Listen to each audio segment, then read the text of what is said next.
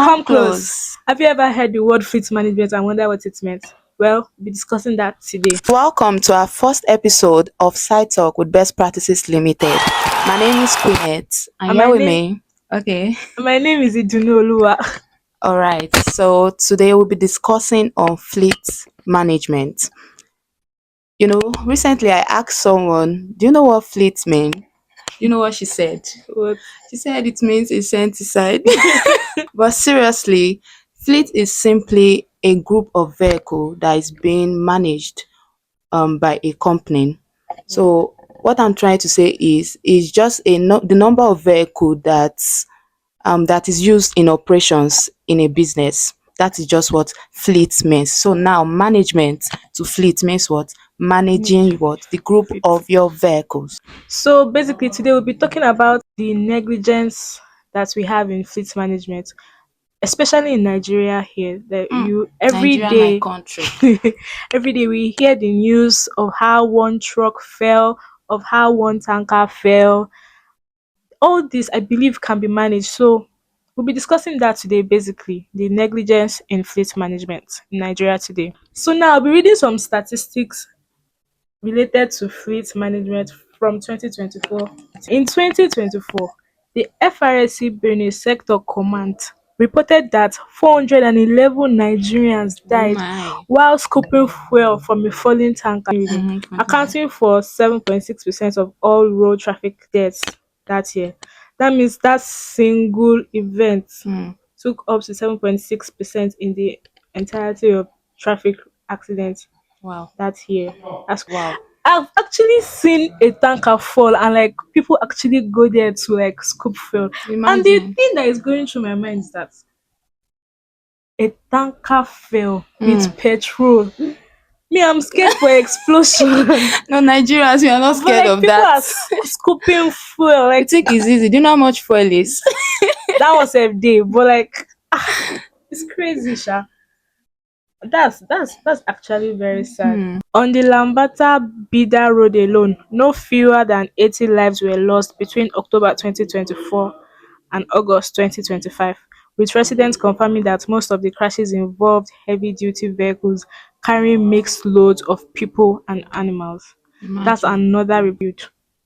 Hmm. Let's drop the stats. What we're basically saying is accidents happen a lot, like a whole lot in Nigeria, and it's very bad. What do you think is the leading cause of heavyweight vehicle accidents in Nigeria today? By heavyweight, I mean big vehicles like trucks, not just cars or jeeps. The truth is, most of these vehicles, Mhm. I don't even know. I just feel like bad state of like these vehicles are not properly maintained. True. Most vehicles that you see on the road are actually in a very very bad state, and you still see them take it out driving on the road. Why? It's very very wrong. Speaking of that, I mean, Nigerian downfall buses, they are not heavyweight vehicles, but still, vehicle is vehicle. Like yesterday now, while I was coming to work, the bus I took, before we left the park, other drivers were telling the guy that this guy, you can't You leave can't here with live. this tire. Imagine. Oh." And the boy was like, don't worry, I'll fix it at the front, like it's to like pump it at the front. I just need a little bit of pumping. My Like risk. it was so risky that one woman had to drop, and the woman was shouting. The woman left her money. She was like, "I don't want my Oga money." be She just going. dropped. But like she was sitting, so like it just made my row more free. So thank God for that. But like me too, I was waiting for the driver to like pump the tire. Oh, Hmm. and it was going. It passed the first vulcanizer. Passengers were like, Oga, "Oga, see pump tire vulcanizer. now." Do you know that till we got to this place, Nigeria, my the man country. did not pump the tire? Wow. Like it is so bad. Like the way they just feel like, I don't know let what me kind go of on risk is that. one more road trip. It's just sad. It's But just really, I don't crazy. know how people actually go on a trip without like properly checking the state of their vehicle. It just no no. It's just something else, and that needs to be watched out for. Seriously, So because lives basically, are lives are actually on risk. They are in danger trying to mm-hmm, put people out there. They are not family members, these are passengers, and you true. are just risking it. It's funny, but I just hope that our drivers will just learn on how to manage their fleet and take care of their vehicles. So this is just a call to remind us to always manage our fleet properly. When you notice something needs to be checked on your vehicle, please do so. Don't wait and say 2 minutes ma, I'll meet the vulcanizer. Don't be using our lives to risk because Vulcanizer in front. Oga, you are telling us a very big lie because we know you, like you love money, but please, let's what is manage our money when fleet. you finally live your life? Honestly. But No, we don't have to endanger our lives. Let's do the right thing. Let's check our fleet, ensure that our vehicle is in a good state before we embark on any journey. That's why you see, this our speed limiter is very, very important to have it in your vehicle, sure. and even the load sensor. Mm. But let's start with the speed limiter. It's actually very, very important that you have that in your vehicle, which would help to regulate how your movement is. If it is in high speed, your speed limiter will help you. Oh boy, auntie, calm down, Mm. right? You're not trying to kill a life here. You're not trying to kill yourself here. So that's just the essence of having speed limiter in your vehicle. So you should get that. It's a very good solution for your fleet. So now I feel like the question now should be what is the Nigerian government doing about this negligence?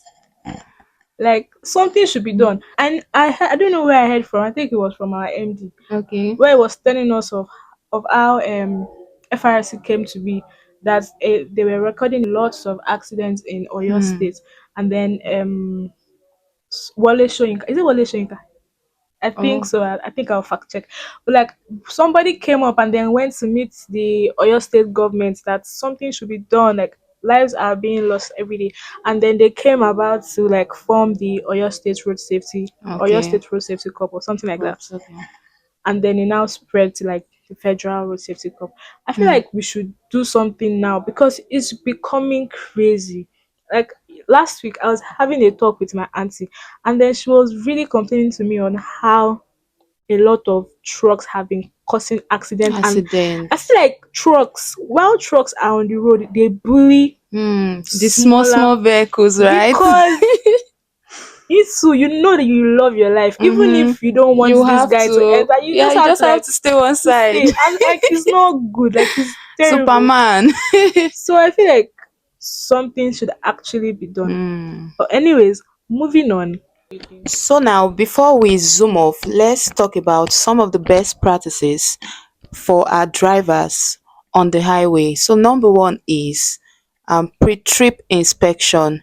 Before you start that engine, please check the state of your vehicle before you embark on any kind of journey.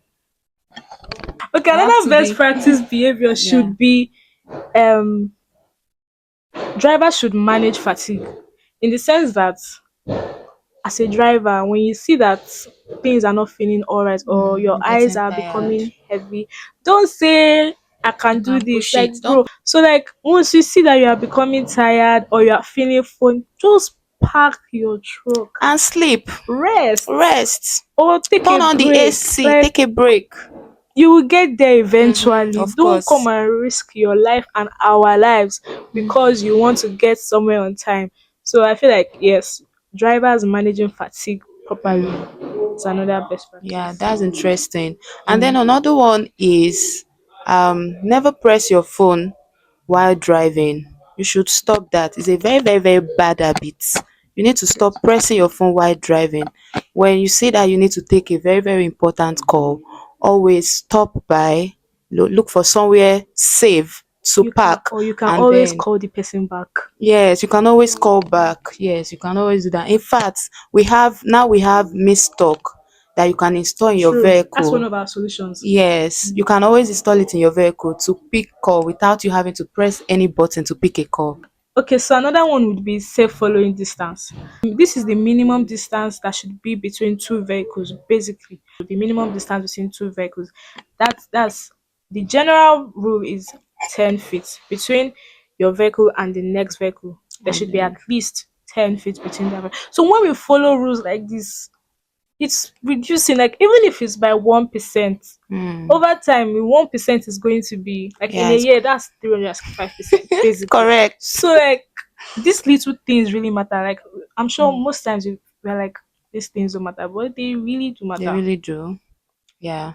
So Yes. we would like to know your thoughts on this, on fleet management. We would like to know what you think about our drivers, what you think about how we can control this, the rate of accidents in our country, in Africa, all over the world. Yeah, all right. So we've come to the end of this episode. See you next time. Stay tuned and ensure that you like, you comment, and you share and subscribe to our channel. Is very, very important. Biko, Have you said bye bye? bye. Bye, guys.